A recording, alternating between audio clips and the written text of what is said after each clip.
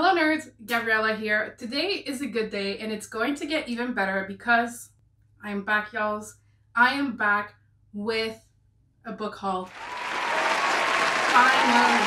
Oh my god, I've been on a book buying ban since March. And I did post 2 book hauls in April, but one was, a haul that I like books that I purchased in March, and some of them were for my birthday that I was given to by people and publishers. So I haven't myself bought a book in a long time, and I finally broke my ban temporarily because I'm back on a ban now, I think.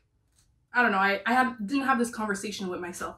But anyways, I've got quite a few books to haul for you guys today, and I'm so excited. I missed this so much. So before we get into the haul, don't forget to subscribe to join the Nerd Gang and click that little bell icon so you can be notified of any new video. Let's get into it.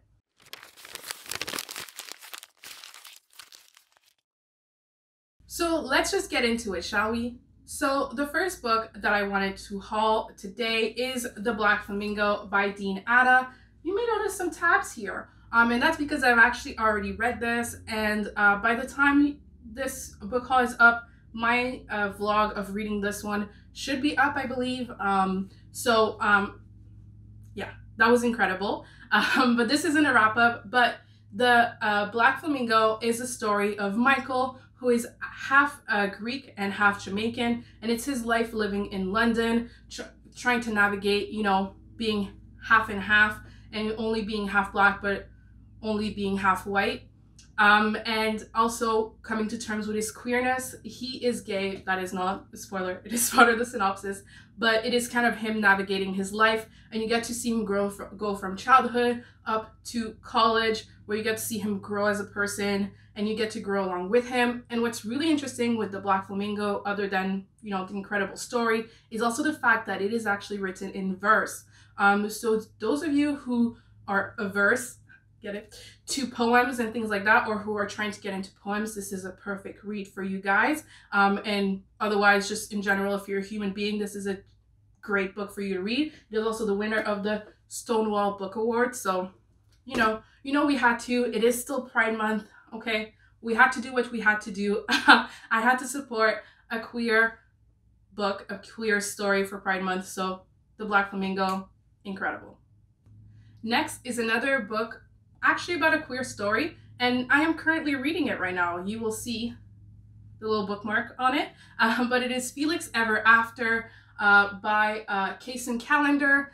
Felix is a trans boy. He's also queer and he's also Black. So, the struggle is real for this boy. And basically you get to follow him through, he's in high school currently. I just begun this book, but I'm really enjoying it so far. It's another Pride Month pickup. I actually picked up The Black Flamingo and Felix Ever After both at the same time at Chapters because it just felt appropriate for the season, and an outstanding cover. We don't really get that much orange, and I really wish we had more because it's an incredible color, and it looks amazing, and the illustration of this book cover is outstanding. But yeah, I'm really excited to read this book and tell you all about it. And by the time this comes out, my vlog won't be out, but by next week, the following week, after I post this book haul, the vlog will be out of me reading Felix Ever After. Just all around a great story.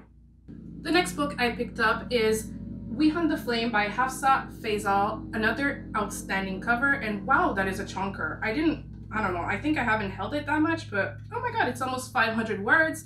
500 pages, and so it is a story of Zafira and Nasir, and it's kind of their struggle with their destiny and trying to get out of the set path with a war brewing in their world. This is a story based around the story of Arabia, and I did end up picking this up in May actually because I wanted to support AAPI and just Asian authors in general for Asian Heritage Month.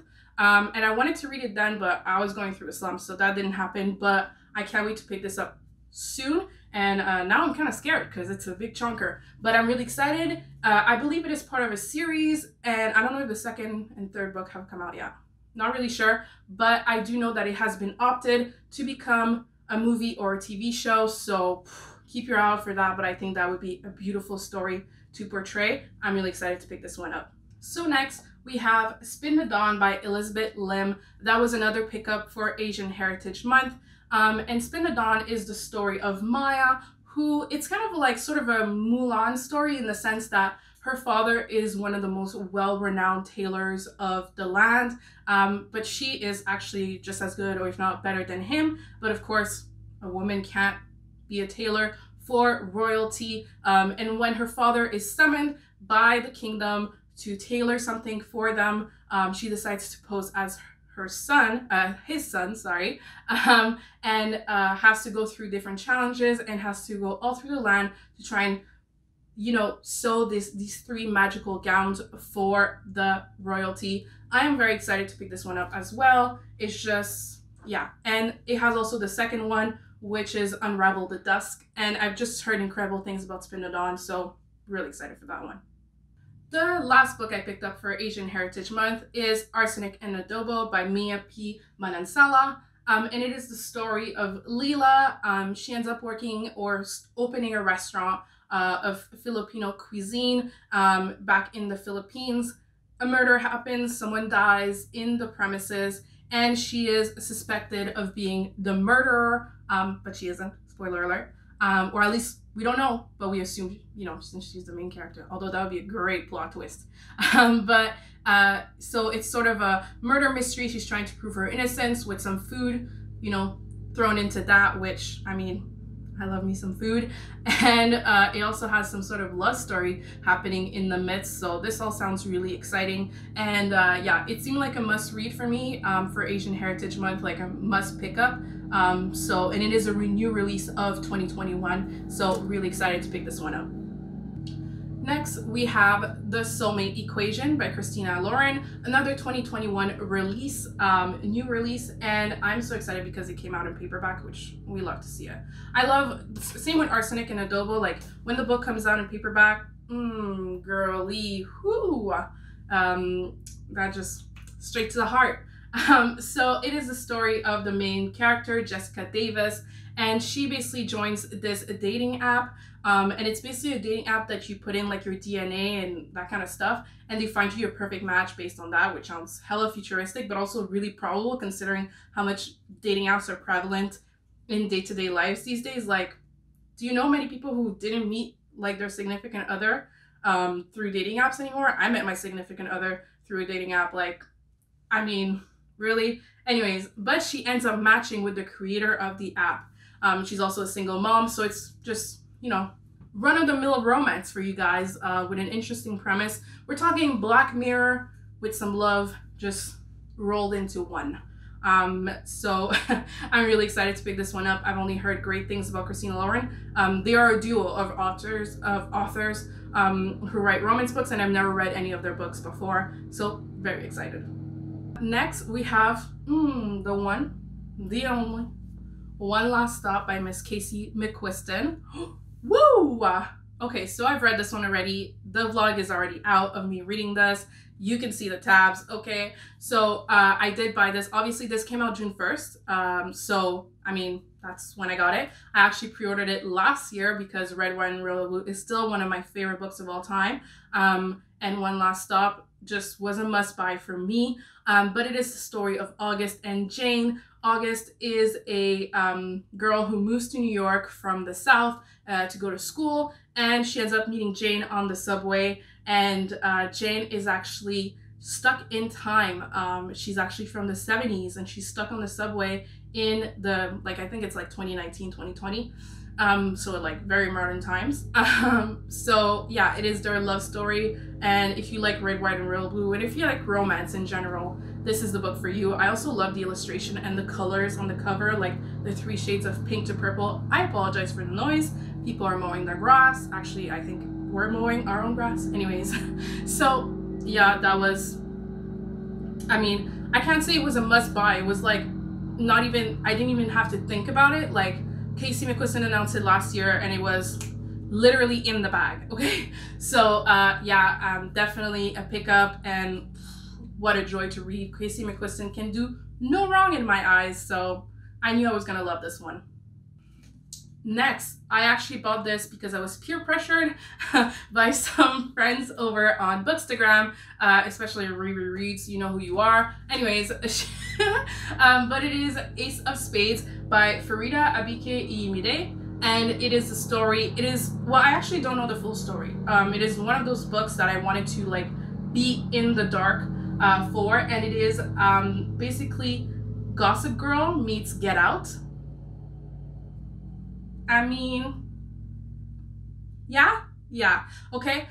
We're excited because Gossip Girl, I mean, talk about childhood and teenagehood girl, and Get Out, I mean, right? And talk about this cover. Like, we need, oh, goodness gracious me. I talked about this book in my most anticipated releases of the summer, and I ended up buying it after. I told you in that video that I was probably gonna end up buying this book, and here you go, I did. But it's not actually because of the video. I was holding back. Then Riri Reads got me hooked. But it is probably, apparently, one of the best releases of the year, so I am very excited to read it, and we love some melanin on the cover, as always. My dress matches with the cover. That was an accident. But yeah, and so this person, Ace of Spades, get it? This person, Ace, seems to be, you know, bullying / holding secrets of some of the characters in the story, and it's, you know, figuring out who Ace is. You know, run-of-the-mill Gossip Girl shit, okay? So I am very, very excited. The two next books that I ended up purchasing this month were graphic novels. I've read almost all of the graphic novels. I have some manga that I haven't read, but I have read all the graphic novels that are on my bookshelf right now, and I was in desperate needs for some more. So the first one that I picked up is Sex Criminals by Matt Fraction, and it is volume 1, obviously. And I think there are 6 volumes in the story, but it's the story of Susie and John, and there are 2 people who have this weird power that when they have sex, time stops. So the logic for them with that power is to rob banks, and I guess they have sex in front of people and it stops time, and they rob the bank at the same time. Sounds whack. I'm really excited.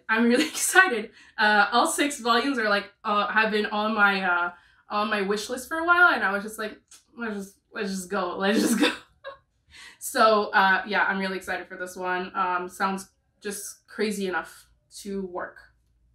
And next is also a graphic novel that has been on my wish list forever, and it is Fence Volume 1, and it is a story of Nicholas, who is sort of a disowned son. I think he was a love child. Poor kid. Anyways, and he is the son of a fencing genius. He gets into this private school and gets thrown into the cutthroat world of fencing and private school as an underprivileged child. Very excited for this one. I hope there's some romance to it as well, but we will see. But I'm excited because fencing is not something that is really talked about. Is fencing the new archery in YA literature?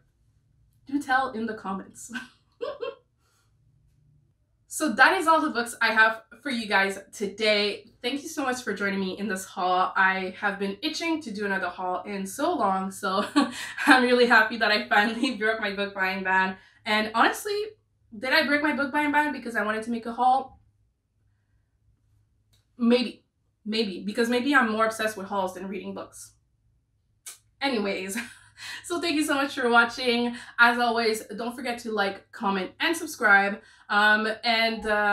If you watch all the way to the end, please put a money emoji, any money, the money with the wings, or just money, for all the money that I spent on these books. Most of them were on sale though, so there's that. But I still spent money on these. As well as, you know, like, subscribe, click that little bell icon to be notified of every new video. And all my social media, as always, will be down below. Facebook, Twitter, Instagram, TikTok, Goodreads. Also, ways to support this channel, my Amazon wish list, my Ko-fi for donations, and my TubeBuddy and book outlet referral codes will be down below, as well as affiliate links for all the books that I mentioned today. If you want to buy any of these books over on Amazon, you can buy them off the links down below, and it gives me a little bit of moolah on the side at no extra price to you. So let's get that bag, bitches, okay? Thank you so much, guys, and I will see you soon.